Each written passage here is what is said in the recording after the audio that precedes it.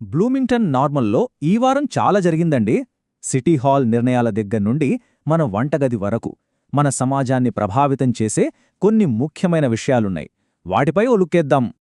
సమయం చాలా విలువైంది కదా. అందుకే కేవలం 5 నిమిషాల్లో మన చుట్టూ ఏం జరుగుతోందో, ముఖ్యంగా మనల్ని ప్రభావితం చేసే కీలక వార్తలేంటో సింపుల్గా తెలుసుకుందాం. ఎంత కష్టమైన విషయమైనా సరే సులభంగా అర్థమయ్యేలా చూద్దాం. అసలు ప్రస్తుతం మన సమాజాన్ని ఏది నడిపిస్తోంది? ఇది చాలా ముఖ్యమైన ప్రశ్న. ఎందుకంటే మన స్థానిక ప్రభుత్వాలు తీసుకునే నిర్ణయాల నుంచి మన భద్రత వరకు ఈ వారం మన జీవితాలపై ఏ విషయాలు ఎక్కువ ప్రభావం చూపాయో ఇప్పుడు చూద్దాం. సరే, ముందుగా మనం సిటీ హాల్ వైపు వెళ్దాం. అక్కడ మన నగరాల భవిష్యత్తును తీర్చిదిద్దే కొన్ని పెద్ద నిర్ణయాలు తీసుకుంటున్నారు.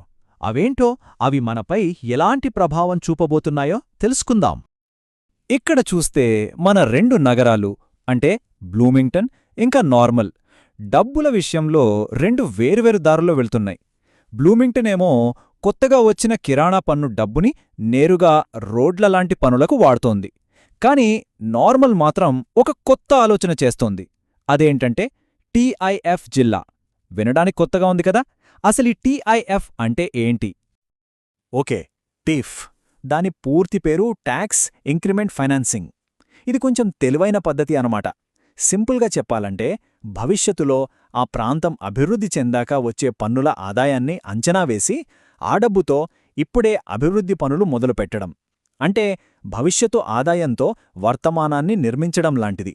నార్మల్ సిటీ ఇప్పుడు ఈ పద్ధతిని పరిశీలిస్తోంది. అయితే అభివృద్ధి అంటే కేవలం రోడ్లు, బిల్డింగ్లు కట్టడమే కాదు కదా. మన సమాజంలో ఉన్న మనుషుల గురించి కూడా పట్టించుకోవాలి. అందుకే ఇప్పుడు అధికారులు నిరాశ్రయుల సమస్య అనే చాలా ముఖ్యమైన సామాజిక అంశంపై దృష్టి పెడుతున్నారు. సరే, మరి ఈ విషయంలో అధికారులు ఏం చేద్దామనుకుంటున్నారు? వాళ్లు ముఖ్యంగా 3 పనులు చెయ్యాలని గట్టిగా చెప్తున్నారు. మొదటిది, దీని ఒక ప్రజారోగ్య సంక్షోభంగా గుర్తించటం. రెండోది, నిరాశ్రయుల కోసం ఉన్న షెల్టర్లలో ఇంకా ఎక్కువ మందికి చోటు కల్పించటం. ఇక మూడోది, అవసరంలో ఉన్నవాళ్లకు మరిన్ని వనరులు అందుబాటులోకి తీసుకురావడం. ఇప్పుడు సిటీ హాల్ విషయాలు పక్కన పెట్టి మన కమ్యూనిటీలో జరిగిన మరికొన్ని ముఖ్యమైన సంఘటనల గురించి మాట్లాడుకుందాం. ఇవి మన రోజువారీ జీవితాన్ని నేరుగా ప్రభావితం చేసే వార్తలు. దురదృష్టవశాత్తు మనం ఒక విచారకరమైన వార్తతో మొదలుపెట్టాలి. బ్లూమింగ్టన్ ఎన్నికల కమిషన్ ఎగ్జిక్యూటివ్ డైరెక్టర్ లూక్ స్ట్రెమ్లా కొద్ది కాలంగా అనారోగ్యంతో బాధపడుతూ హఠాన్మరణం చెందారు. ఆయన చేసిన సేవను మన సమాజం ఎప్పటికీ గుర్తుంచుకుంటుంది. ఇక మరో ముఖ్యమైన విషయానికి వస్తే, ఇది ప్రజాభద్రతకు సంబంధించింది. మనలో చాలామంది ఇళ్లల్లో వంటగదిలో ఉండే ఒక పాపులర్ ఫుడ్ ఐటంకు సంబంధించి ఒక హెచ్చరిక జారీ అయింది. ఏంటంటే, బెన్స్ ఒరిజినల్ బ్రాండ్కి చెందిన కొన్ని రైస్ ప్రాడక్ట్స్లో చిన్న చిన్న రాళ్లు ఉండొచ్చని తెలిసింది. అందుకే కంపెనీ వాటన్నింటినీ స్వచ్ఛందంగా వెనత్తి తీసుకుంటోంది. అంటే రీకాల్ చేస్తోందనమాట. కాబట్టి మన ఇంట్లో ఈ బ్రాండ్ రైస్ ఉందేమో ఒకసారి చెక్ చేసుకోవడం మంచిది. సరే, ఇప్పుడు చివరి విభాగానికొచ్చాం. ఇక్కడ మనం న్యాయ వ్యవస్థకి సంబంధించిన కొన్ని కీలకమైన కేసుల గురించి తెలుసుకుందాం. వీటి ప్రభావం కేవలం మన ప్రాంతానికే పరిమితం కాదు. కొంత కలవరపరిచే వార్త ఇది. బ్లూమింగ్టన్లో ఒక స్థానిక వ్యక్తిని అరెస్టు చేశారు. మైనర్లపై లైంగిక దాడికి పాల్పడ్డాడనే తీవ్రమైన ఆరోపణలు అతనిపై ఉన్నాయి. ప్రస్తుతం ఈ కేసు దర్యాప్తు దశలో ఉంది. మాకందిన సమాచారం మేరకు వాస్తవాలను మాత్రమే ఇక్కడ అందిస్తున్నాం. ఇది చాలా పెద్ద వార్త అనే చెప్పాలి.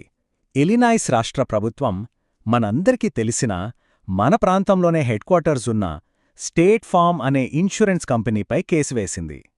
అసలు విషయమేంటంటే, ఇళ్ల ఇన్సూరెన్స్కు సంబంధించిన ముఖ్యమైన సమాచారాన్ని స్టేట్ ఫార్మ్ కావాలనే ఇవ్వట్లేదని ప్రభుత్వం ఆరోపిస్తోంది. దీనిపై స్టేట్ ఫార్మ్ నుంచి ఇప్పటివరకు ఎలాంటి అధికారిక స్పందన రాలేదు. చూశారు కదా, సిటీ హాల్లో బడ్జెట్ చర్చల దగ్గర్నుంచి పెద్ద పెద్ద కంపెనీలతో న్యాయ పోరాటాల వరకు బ్లూమింగ్టన్ నార్మల్ ప్రాంతానికి ఈ వారం చాలా ముఖ్యమైనదే. మరి ఈ విశ్లేషణను ఒక ఆలోచింపజేసే ప్రశ్నతో ముగిద్దాం. మనం ఇవాళ మాట్లాడుకున్న అంశాలలో, అంటే స్థానిక ప్రభుత్వ నిర్ణయాలు, కొన్ని వస్తువుల రీకాల్స్, పెద్ద కంపెనీలపై జరుగుతున్న న్యాయ పోరాటాలు, వీటన్నింటిలో సెంట్రల్ ఇల్లినాయిస్ భవిష్యత్తుపై ఏది ఎక్కువ కాలం ప్రభావం చూపుతుందనిపిస్తోంది? ఇది ఖచ్చితంగా ఆలోచించాల్సిన విషయం. మళ్ళీ మరో విశ్లేషణతో కలుద్దాం.